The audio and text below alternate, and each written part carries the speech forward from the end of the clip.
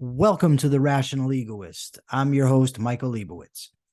The name of this podcast, The Rational Egoist, is derived from the philosopher Ayn Rand in her ethical system of egoism or self-interest. Now, Ayn Rand's philosophy is called Objectivism. So I don't call myself an objectivist. The reason I don't call myself an objectivist is because while I do consider myself to be a disciple of Ayn Rand and I'm very knowledgeable of her philosophy, I don't agree with every aspect of her philosophy. And there seems to be, let's call them gatekeepers to the philosophy, people who think that they can decide who is and who isn't an objectivist. So rather than argue with them, I just refrain from calling myself that. So there's a debate right now within the objectivist movement, and there's these gatekeepers who are, I guess you'd call them orthodox. But as we'll see, they're not as orthodox as you might think. So the debate is between those who consider objectivism to be a closed system and those who believe it to be an open system. On the closed side, they say that objectivism is the philosophy of Ayn Rand. Therefore, when Ayn Rand died, the philosophy was closed. Nothing can be added to it. Now, that's not to say that nothing more can be learned or nothing can be derived from it, only that it wouldn't be objectivism because it's not worded or rather not put out there by Ayn Rand. Open objectivists, on the other hand, believe that the philosophy can evolve. It can change. Personally, I'm on the closed side. I say that the philosophy of objectivism is Ayn Rand's creation, and if she's not adding to it, nobody else has the right to. Now, it gets a little bit complicated. So Ayn Rand had an intellectual heir, she called him, and that is Leonard Peikoff. And it seems to me that there's a conflation between Ayn Rand's views and Leonard Peikoff's views. Now, if objectivism is a closed system, this shouldn't matter, right? Leonard Peikoff can come and he can say anything that he wants. It wouldn't make any difference. It wouldn't be a part of objectivism unless it came from Ayn Rand.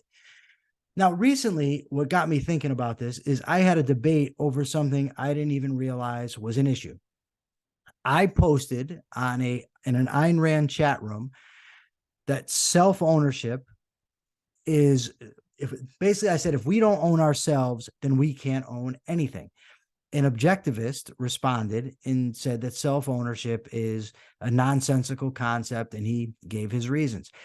I'm not here to debate whether self-ownership is a valid concept or not right now. I just want to get into this idea of objectivism being a closed system and those who call themselves closed objectivists. So what I did was I looked up Ayn Rand on self-ownership, right? So this is what I came up with. First of all, this is Leonard Peikoff on the topic. He says, ownership is a concept that implies a relationship between you and an external object. There is the owner and there is the object possessed. How can you own yourself? Who is the owner? Who is doing the owning of the owner? Okay. And he then explained that self-ownership is a concept for frightened conservatives. But here's the problem now. That's what Peikoff says, right? Now consider this. In her magnum opus, Atlas Shrugged, Ayn Rand, in the person of Francisco d'Anconia, who in his famous money speech, says this: money rests on the axiom that every man is the owner of his mind and his effort. That's from John Galt's speech in Atlas. No, I'm sorry. That is from Francisco d'Anconia's speech in Atlas Shrugged. Okay. Now, Ellis Wyatt, another character, another Ayn Rand hero, says, what greater wealth is there than to own your life and spend it on growing? Pretty clear there, right? You own your life. Now here's John Galt. This actually is John Galt. Sorry for my mistake from before. John Galt says, and this is the main protagonist in the novel, he says, For centuries, the battle of morality was fought between those who claim that your life belongs to God and those who claim that it belongs to your neighbors, between those who preach that the good is self-sacrifice for the sake of ghosts in heaven and those who preach that good is self-sacrifice for the sake of incompetence on earth. And no one came to say that your life belongs to you and that the good is to live it. Okay? Now, Howard Rourke, the hero in The Fountainhead. He says, the ability to say yes or no is the essence of all ownership. It's of your own ego, your soul, if you wish. So you have 4 Randian characters saying or implying self-ownership. Then you have Leonard Peikoff saying, no, you don't own yourself. Also, it should be noted that in his lecture series, The Basic Principles of Objectivism, which were given under the auspices of Ayn Rand, they were sanctioned by Ayn Rand. Nathaniel Branden refers to self-ownership. So you have 4 characters, Ayn Rand heroes referencing self-ownership. You have Nathaniel Branden under Rand's auspices referencing self-ownership. And you have Leonard Peikoff saying it's a non-concept, it doesn't make any sense, whatever. Now you have the guy that I had the debate with, right?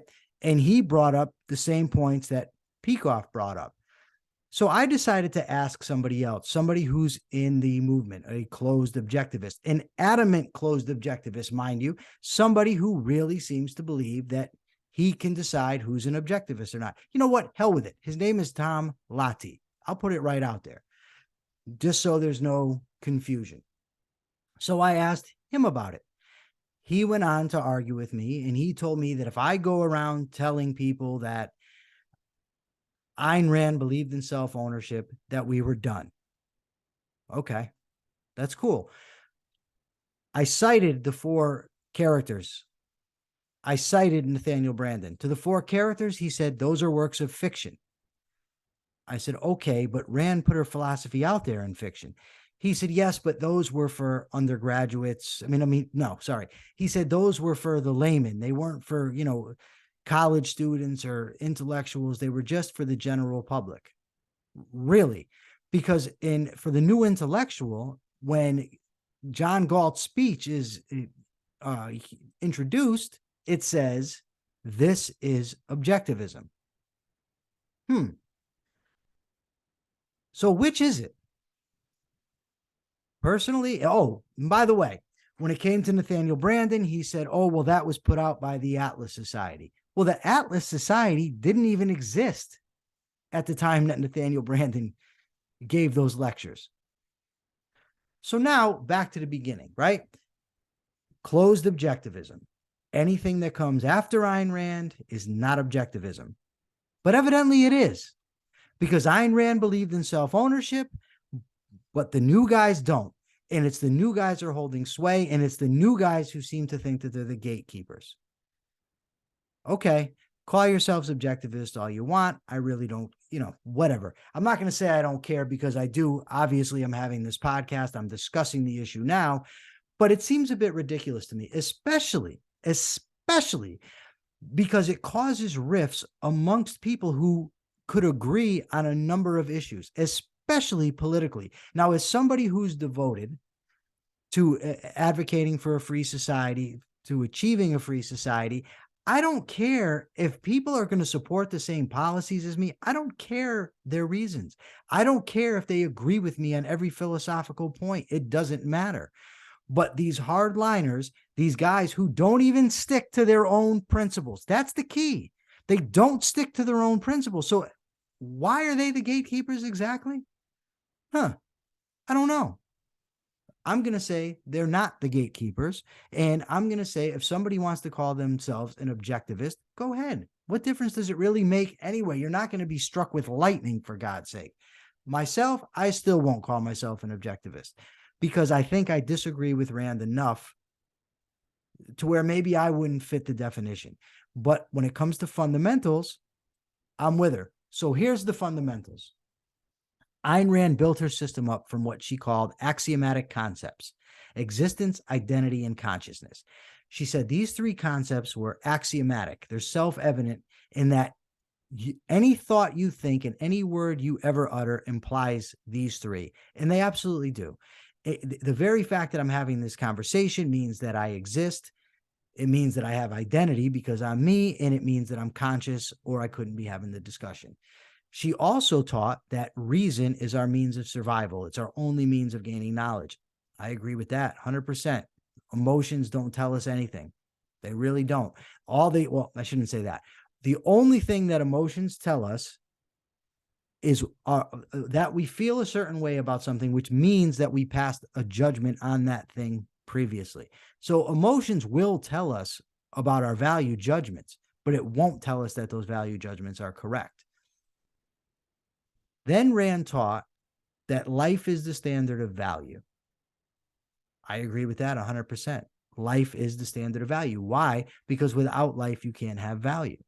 There's the only thing that gives rise to the concept of value, of good or bad, is life, because it's only life that, first of all, that can pursue values, because inanimate objects can't, and it's only life that things can make a difference to, right? I also agree with Rand that human life is the standard of moral value. Why? Because morals imply choice. Freedom of choice that I don't believe, and I don't think there's any evidence out there for, that lower animals have. So they just pursue their values naturally, whereas human beings, we have to choose to go after our values. We have to discover them and choose to pursue them. And morality, or ethics, is a code of values to guide our behavior. So I agree with Rand on all of that. I also agree with Rand that the initiation of force is wrong, that it's wrong to use force against other people. That's another principle of hers. I also agree with her that individuals have the right to life, liberty, and whatever property they can justly accumulate. I also agree with her that capitalism is the only system that recognizes individual rights. So that's an awful lot of agreement that I have with her, right? So what do I disagree with her about? Well, Rand's definition of value is that which you seek to gain and or keep, right? My problem here is that Rand's is a theory of objective value, things that actually have value. But if a value is anything I seek to gain or keep, then even if the thing I'm pursuing is harmful, you would call it a value, which I wouldn't call it a value. Now, I think that her theory is actually spot on. I just think she used a poor definition. The dictionary definition is actually any object or quality desirable as a means or end in itself. Desirable means worth pursuing. It's good. And life is what gives rise to that concept of good. So it's just a squabble over a definition. One definition, I think, I don't know. I don't know where she got her definition, anything you seek to gain or keep. There's certainly, the problem might be that there's different ways in which the term value can be employed. There's what I value and what I should value. What I happen to value is anything I think is important. I was a drug addict. I valued drugs. That doesn't mean those drugs had value. It just means I valued them. I made a mistake in my evaluation. So I disagree with Rand about that and a few other ancillary things. But ultimately, fundamentally, I'm on her side.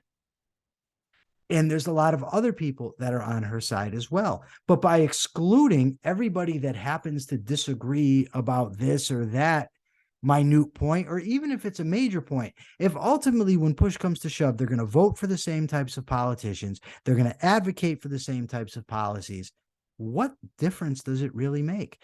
I want to see a free market capital system implemented. I want to see individual rights protected. I want to see the only purpose of government implemented, which is to defend the individual rights of the citizenry. The only thing outlawed would be the initiation of force. So if people want to enter into contracts and pay less than what someone else thinks is acceptable, that's fine with me.